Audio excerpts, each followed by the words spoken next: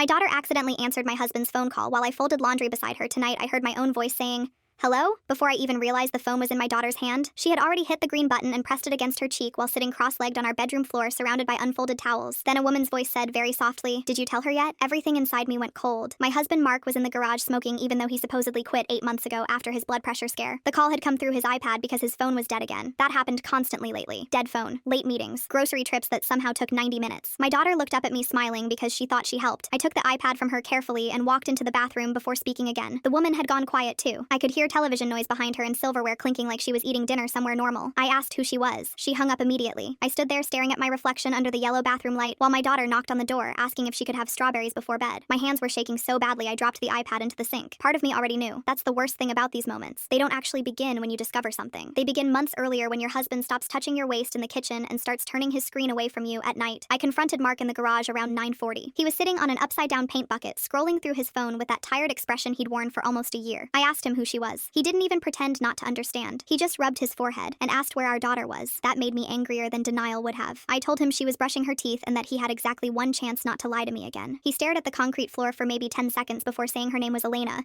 and she worked with him at the insurance office downtown. I remember laughing once. Not because anything was funny. My body just did it automatically. He said it wasn't serious at first, which immediately told me it had become serious later. Then he started talking too much, explaining details I never asked for. They ate lunch together. She was separated from her husband. They only met outside work a few times before things got complicated. People always say complicated when they mean selfish. I asked how long. 7 months. I actually felt dizzy hearing that. 7 months of school pickups and birthday parties and sitting beside me on the couch while I paid bills online. 7 months of me asking if everything was okay because he seemed distant. The part I can't stop replaying is how relieved he looked after admitting it, like holding the secret had become inconvenient for him. I slept in my daughter's room that night after she finally fell asleep. Her bedroom smelled like baby shampoo and crayons. Around 2 a.m., I heard Mark walking slowly through the hallway outside the door, probably checking if I was awake. I kept my eyes closed because I didn't want to see his face. Over the next week, everything became humiliatingly practical. Mortgage payments, picking who would keep the Costco membership, explaining why daddy suddenly needed space without terrifying our daughter. Mark cried twice during those conversations, real crying too. Red eyes, shaking shoulders. Somehow that almost made me angrier because it reminded me he wasn't a monster, just weak. I kept wondering whether I missed signs because I trusted him or because I was tired. I work morning shifts at a pediatric clinic, and most nights I'm asleep before 10. Maybe betrayal looks obvious when you're fully rested. 3 weeks later, Elena sent me a message on Facebook. She apologized. Said she didn't know Mark was still sleeping in our bed when they first started seeing each other. Said she ended things after learning the truth. I stared at her message for an hour before deleting it unanswered. Tonight, my daughter asked why daddy doesn't come home after work anymore. I told her adults sometimes stop being good at living together. It sounded pathetic the second I said it. She nodded like she understood anyway. Then she asked if I was still keeping his winter coat because it smelled like him.